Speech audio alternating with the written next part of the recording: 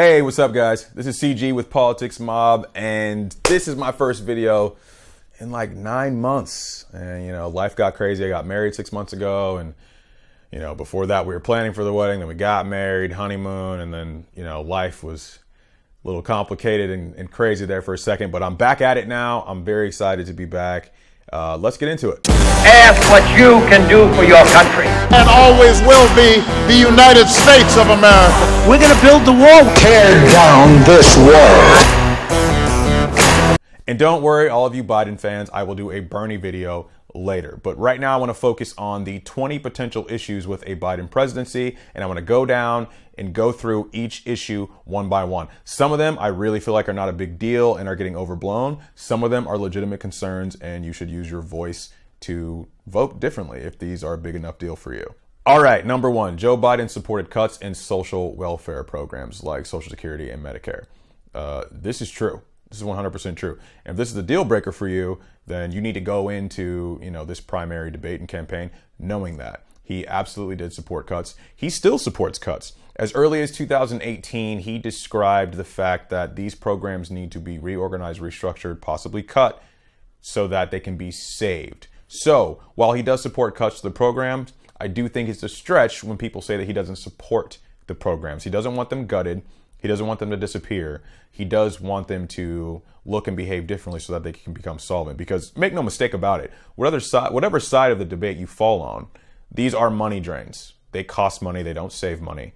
And they're a large portion of our debt. So I don't think he's necessarily wrong for wanting to cut the programs, see if we can restructure them and move forward in a way that's solvent. But unlike Bernie Sanders, you do need to know that he does support cuts to the programs overall. All right, number two, the Violent Crime Bill and Law Enforcement Act, commonly referred to as the 1994 Crime Bill. Joe Biden wrote the vast majority of this bill, and he's being taken to task for it. I understand the criticism, right? So we have the benefit of hindsight. It's 2020, and now we know that the 1994 Crime Bill led to prison overcrowding and mass incarceration of black and brown people, because the law disproportionately affected minorities. These are facts. This is not up for debate. Again, though, I do think some context is needed here. The 1994 crime bill passed the Senate with an overwhelming majority of 95-4, with one person deciding not to vote. It also passed in the House. We also need to note here that Bernie Sanders, who was in the House at the time, not Senate, voted for the bill as well.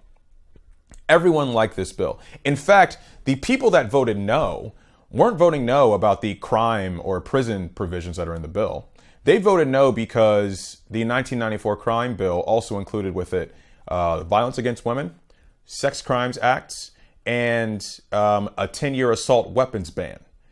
So those three things were actually the controversial points that caused some people to vote no, but overwhelmingly most people voted yes. And as we'll get to in some of the other points, I'm not going to hold Biden's feet to the fire for what was the majority opinion in 1994. Was it wrong?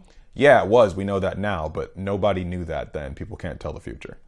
Number three, this is probably my biggest sticking point when it comes to Biden, sexual harassment. As it stands right now, as of recording this video, 8 women have accused Joe Biden of either inappropriately touching them or invading their personal space to the point where they felt uncomfortable. Now, we do need to note here that none of these 8 women have said that this behavior has crossed the line into sexual harassment or sexual assault, but the accusations have been made. My 2 cents on this. Not okay. It's not a good look. Full stop.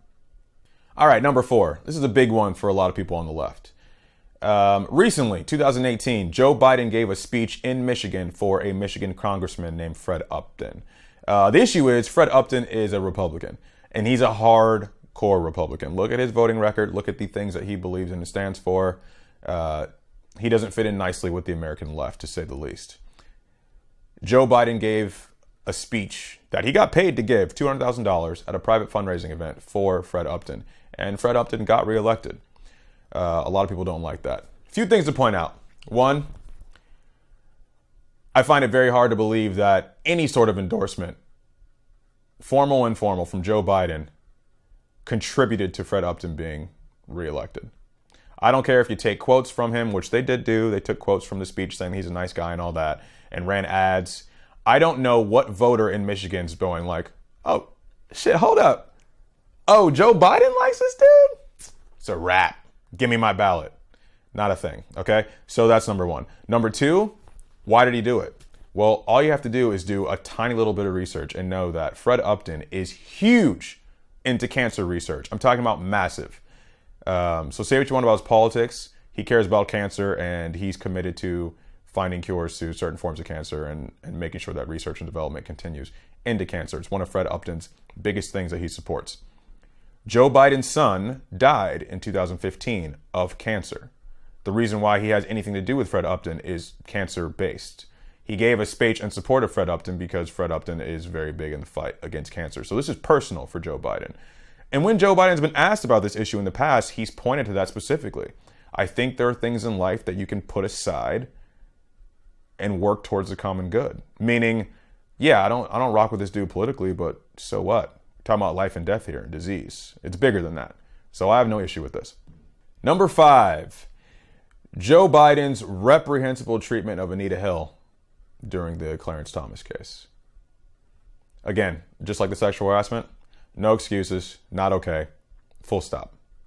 Number 6, in 1999, Joe Biden voted to repeal Glass-Steagall. Really quick, don't want to spend too much time on this. If you're not familiar with Glass-Steagall, that was the act from the 1930s that put regulations on financial institutions so that they could not become too big and dominate the economy. In 1999, that was reversed, and we ended up with banks that are too big to fail, the mortgage crisis, and eventually the recession of 2008, 2009. That probably wouldn't have happened if Glass-Steagall was left intact and not repealed in 1999. Joe Biden voted to repeal Glass-Steagall in 1999. Bernie Sanders did not. However, this also needs context. Even Bernie Sanders did not see the financial crisis coming. He just is very anti-corporate big banks. So that's why he voted against it. He didn't want the banks to have more power. Totally understand that. I don't want them to have that power either. But don't let anyone tell you that anyone knew what the repeal of Glass-Steagall was going to lead to, because they didn't. This is just like the crime bill. Actually, it's worse. It was even more lopsided. It was 90-8 with 2 people not voting in the Senate. It was 362-57 in the House. Everyone voted to repeal Glass-Steagall. So I'm not going to put all that blame on Joe Biden just because he was one of those people. It's essentially like saying, oh, hey, were you in politics in the 90s? Oh, well, then you suck now, which I don't think is fair at all. Number 7, climate and the environment. Let's just keep it real. Joe Biden's record and rhetoric on climate and the environment could be better. But I do think his positions are taken out of context. I often hear that he does not support the Green New Deal. He does support the Green New Deal. I often hear that he is fully on board with fracking. This is where we need to talk about it a little bit. Whereas people like Bernie Sanders and people to the left of Biden want fracking abolished and banned immediately, Biden acknowledges that fracking in its current form is not good, but he wants to reform it and regulate it. I'm actually not going to offer up an opinion on this. That is up to you to decide, but we do need to clear the air here and say that he's not as green as he probably could be, but it's not like, he's out there polluting the waters like pro, corporate, all that stuff either. He definitely supports regulation in that regard. Number 8, lack of campaigning. This is a silly one, but I see it online all the time. Well, he didn't even have offices in certain states, and he didn't even have a ground game. I mean, is that an issue? Basically, what you're saying was, even without campaigning, what he stands for and his name carried enough weight to get him elected. I'm cool with that. Now, let's also talk about the fact that he was broke. The reason why he didn't have large amounts of campaign staff is because he couldn't afford to pay them, because he wasn't getting political donations, because people didn't believe in his candidacy until last week, Tuesday. Now that he's proven himself to be a viable alternative to Bernie Sanders, I think the donations will start to roll in, and this will be a non-issue. I think it's funny that people were just like, oh, well, he doesn't have any staff. Well, yeah, he didn't have any staff because he wasn't doing well.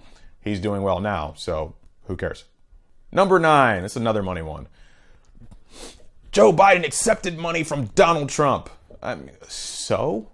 Who cares? Who really cares about this? You're asking people to have crystal balls from, 10, 15, 20 years ago. Don't forget, Donald Trump used to identify as a Democrat. He's given money to a lot of Democrats. In my opinion, the biggest political heist of the last 10 years is Donald Trump convincing the world that he's a Republican, that he's even a conservative, because he's neither of those things. Let's be real here. But that's besides the point. When Donald Trump identified as a Democrat, he gave money to Democrats.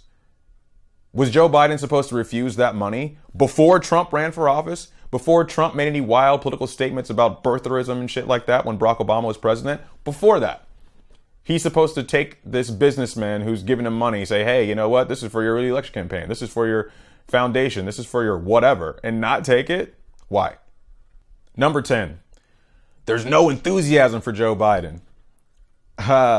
Yeah, I got nothing. I got nothing on this one. There is no enthusiasm, at least on my part, for Joe Biden.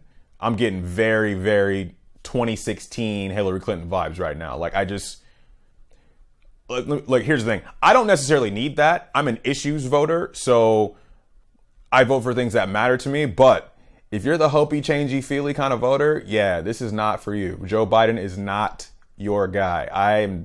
I'm not feeling it. Like I said, I don't need to feel it. But if you're the kind of person that needs to be inspired by the person that's going to be president, there's a gap there. You might want to take a look at Bernie. You know, he's a little more fiery, a little more charismatic. Uncle Joe's cool, but definitely doesn't inspire hope. But, you know, teach their own. Ukraine. This one's tough. This is complicated. Way too complicated. I mean, it would need its whole, other video just to discuss. But there's a journalist named Davey Albers that wrote an article called Debunking 4 Myths About the Bidens in Ukraine. I highly recommend reading that. That breaks it down really, really well. But in general, my 2 cents on the Ukraine stuff is probably not the best look, but I also don't think it makes him unelectable either. I think the biggest problem with the Ukraine situation in terms of Joe Biden is that it's become a massive Trump talking point. But the issue itself, Number 12. Joe Biden's position in the early 2000s on credit card reform. Not a good look. Really not a good look. Especially when you consider the state that he was senator of, which is Delaware, which is where a lot of credit card companies are based, specifically because of the way that Delaware as a state treats its financial laws. And then the senator from Delaware happens to be very favorable for credit card companies instead of credit card owners. His position on this could have changed. I'll be honest with you, I haven't looked into it too much, but based on where he was at, not a good look. Number 13, student loans. I actually like Joe Biden's student loan plan.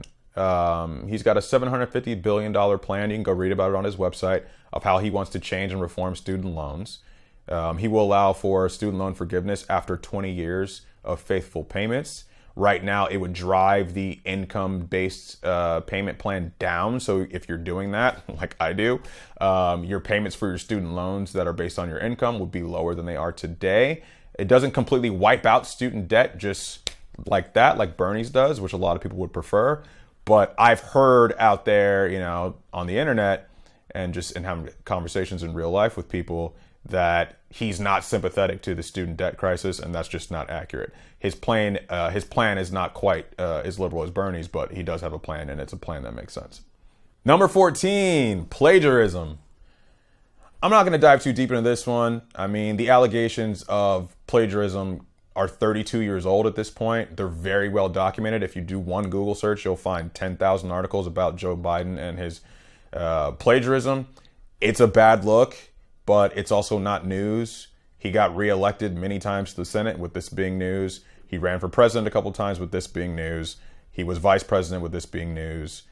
I don't see it stopping any voter from voting for him. It's something that he would willingly acknowledge was a bad look, but I don't know that it matters anymore, if that makes sense.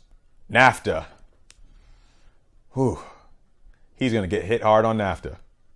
Bernie's going to hit him on NAFTA. And if he manages to beat Bernie, Trump's going to hit him on NAFTA. So NAFTA is not going away. My 2 cents, it's not a great trade deal. It's really not. Take some time and read up on it. But yeah, no excuses there.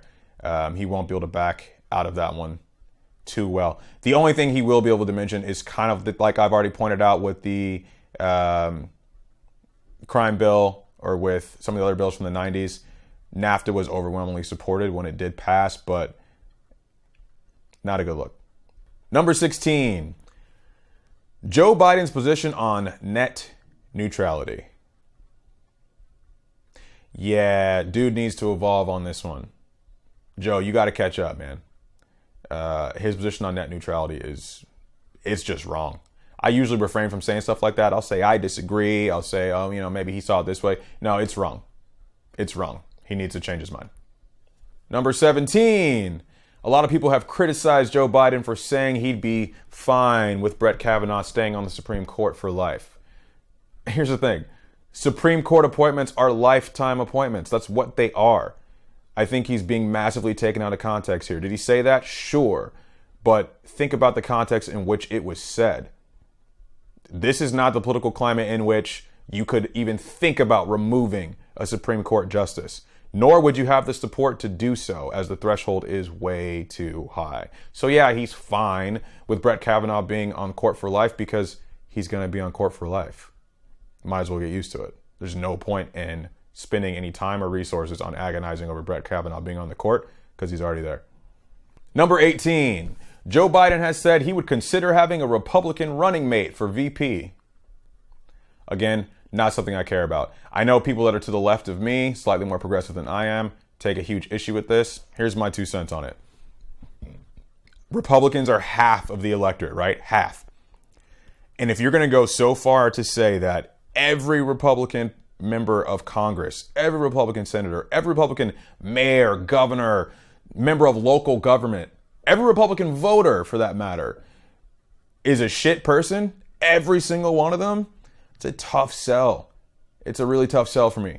So putting a pragmatic, reasonable Republican on the ticket, 1, gets you voters that you can't get. 2, shows your willingness to compromise. 3, makes good practical sense. 4, this is the most important one, he's not going to do that. He just said it. People say shit all the time. I think he was more trying to demonstrate the fact that he's open to ideas. There's no way Biden puts a Republican on the ticket. But if he did, as long as it wasn't, someone that's the equivalent of Mike Pence or Donald Trump, I really don't care. If they're a reasonable Republican, maybe they just are fiscally conservative. Okay, cool. Who cares? Number 19, and this is related to number 18. He's publicly said that he may only serve 1 term if elected. People are actually mad about this. I don't know if they think it's like a lack of commitment or follow through or what, but to me, I would prefer that. If Joe Biden was to secure the nomination and then was lucky enough to win the general, I would fully support him bowing out after 1 term. He's 77 years old, and that's not a knock on his age. It's just he's 77 years old. He turned 78 in November, which means by the time he would take office next January, he'd be 78 years old. At the end of his first term, he'd be 82. I mean, I don't understand the anger behind this issue.